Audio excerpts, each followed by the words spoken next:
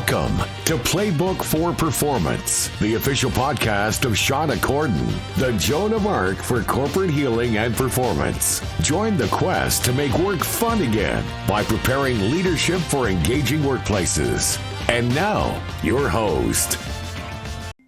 Hi, everybody. Welcome back. So this month, we're kind of talking about how the DISC personality assessment can help you as a leader. It can help identify your own style and the members of your team and how you need to adapt your leadership style in order to best manage them.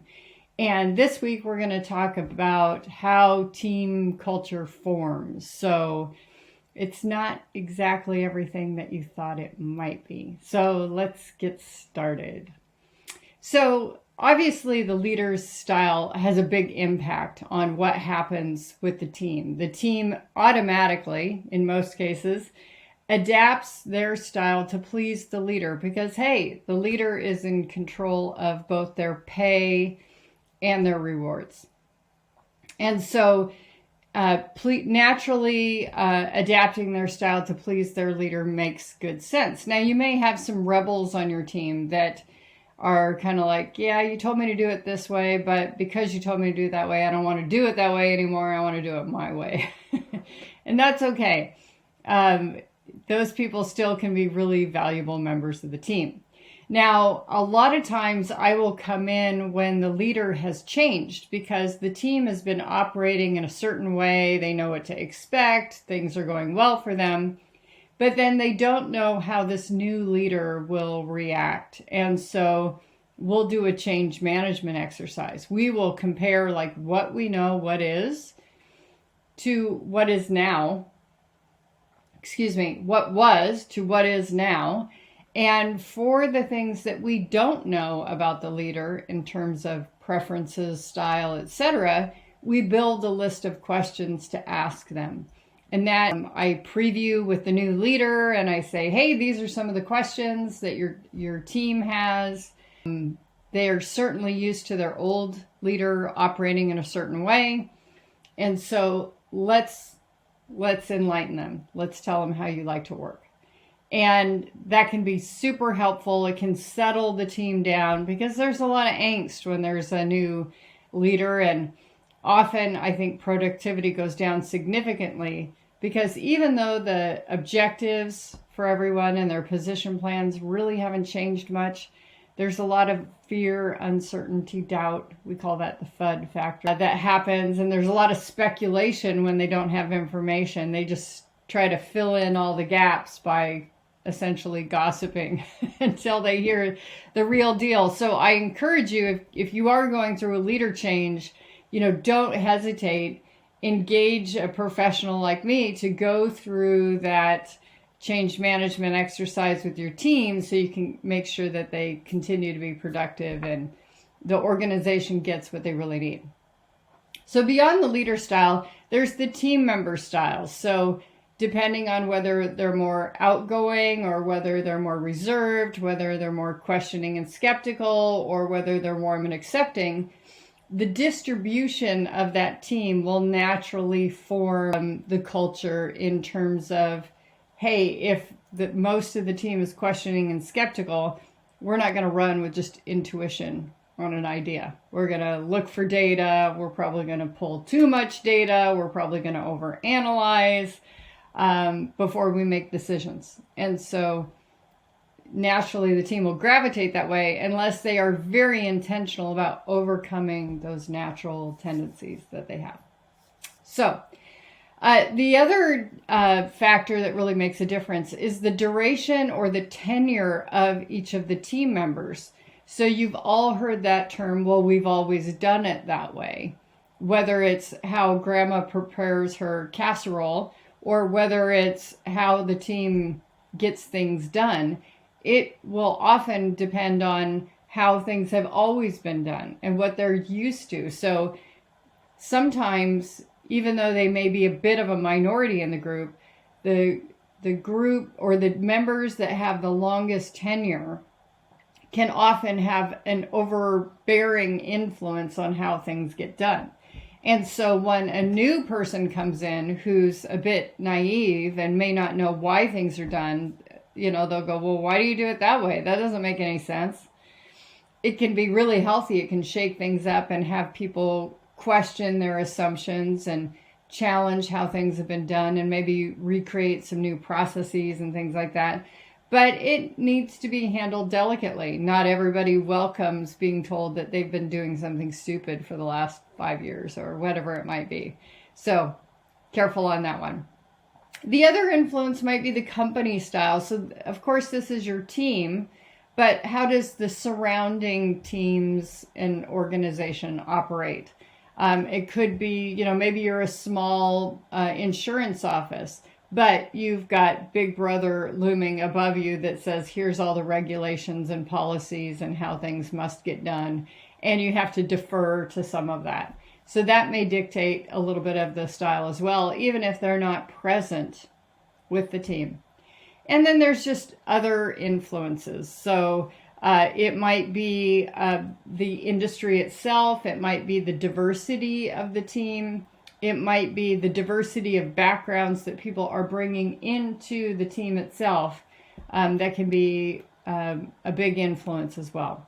So what I want to do now is and if you're watching on YouTube, you're going to be able to see this. So I encourage you, if you're just listening to our podcast, be sure and join us out on YouTube because I'm showing a little visual here. So we've been using the analogy of a clock face. And that the different styles are distributed across the different time stamps, I guess I would say. So if you imagine that clock face 9 to 12, that's our real dominant style. 12 to 3 is our influence style. 3 to 6 is our steadiness style. And from 6 to 9 is our conscientious style. And just as a reminder, the sound bites for each of those in that same order. Dominant style, get it done. The influence style, let's get together. The S style, let's all get along. And the C style, let's get it right. So I'm showing a distribution here of a small team of 5 people. They've got one person in the top half of the clock there. So we have one person, although they're slightly inclined, they're not strongly inclined, meaning they're towards the center of the clock, which means that the rest of the team is mostly reserved, right? A little bit more cautious, and not big personalities, not like, hey, let's kick this off, not a ton of enthusiasm, things like that. So in many ways, this person who is the I may feel an unspoken pressure to kind of tone down their style and enthusiasm, be a little bit more low key because the rest of the team is low key. So, however, they've got some allies in that they have 2 partners or team members who are also warm and accepting. Remember, that's the right hand of the clock there. So warm and accepting. So that means that in general, people aren't super skeptical. They tend to take things at face value. Doesn't mean that they don't value data and things like that, but in general, they're going to accept what you offer at face value. And in general, they want to get along. Now, if you remember from our previous podcast, one of the analogies we used is that the idea about being really intentional, depending how far apart you are. So in terms of the placement of these dots, the I and the 2 S's here, they're really close together. They probably have no problems trying to get along with one another. They can see each other eye to eye. Sometimes the I person might be a little too enthusiastic for them, but not much. They're all pretty moderately or slightly inclined to their style. So not a lot of requirement to be intentional, probably pretty natural. Now, the other 2 members of the team are in the conscientious style. Now, this places them in both the kind of reserved, but also questioning and skeptical. And remember that the soundbite for this group is get it right. So they love data, they love analysis, they probably overanalyze in a lot of cases. But one of the members is just slightly inclined that way, meaning it's very easy they share more of the other personality traits being that way, being so close to the center. However, one of the members is absolutely out on the edge, couldn't get out any further. We call that strongly inclined. That member of the team probably has to be far more intentional with the 3 people that are on the right side of the clock face, and especially the I. So remember, those are opposite personality types in that it's outgoing, warm and accepting versus reserved, questioning and skeptical.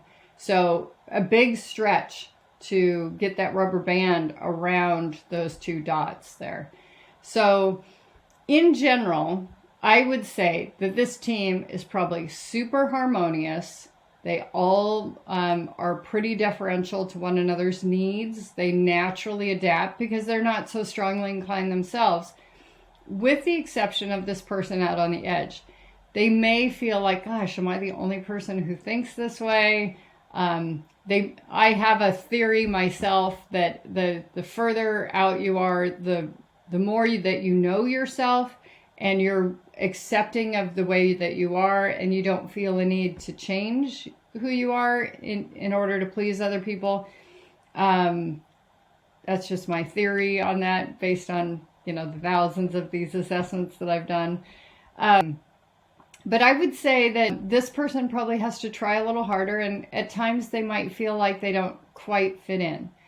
But if this person has been with the organization for a very long time, if they have a lot of authority in the industry, or if they're the leader, they probably are okay with that.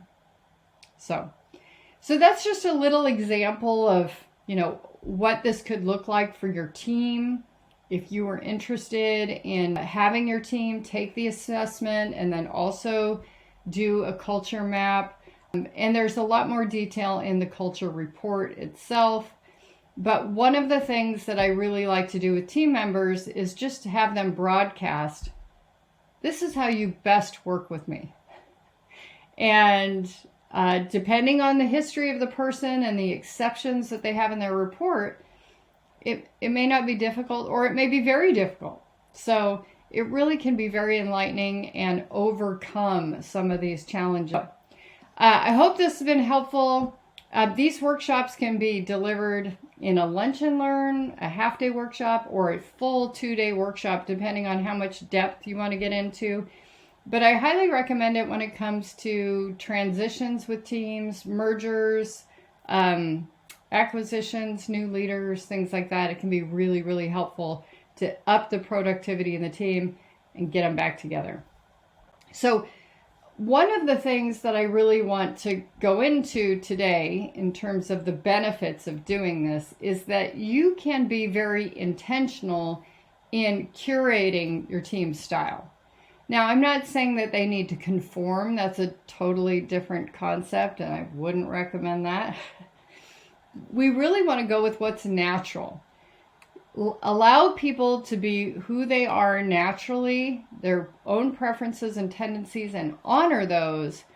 But when it comes to working together, to make concessions and to try to make one another happy and make it a more pleasant experience. So think about what's natural for the team.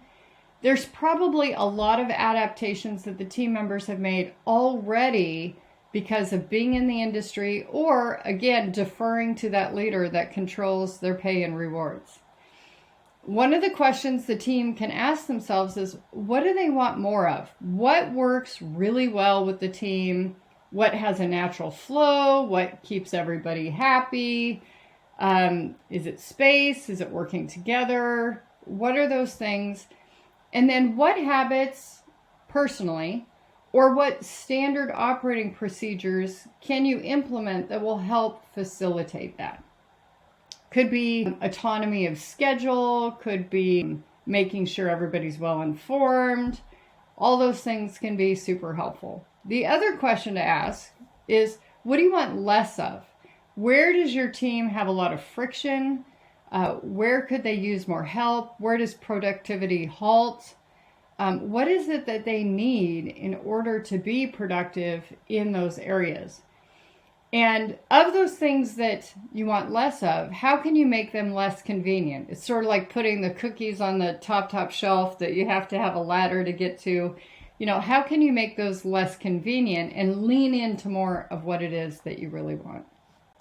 So we'd love to hear your feedback on this. If you have questions about your team, something you've observed, something you really want to get an expert's opinion on, we'd love to hear from you. So please drop a note into our podcast at shawnacorden.com.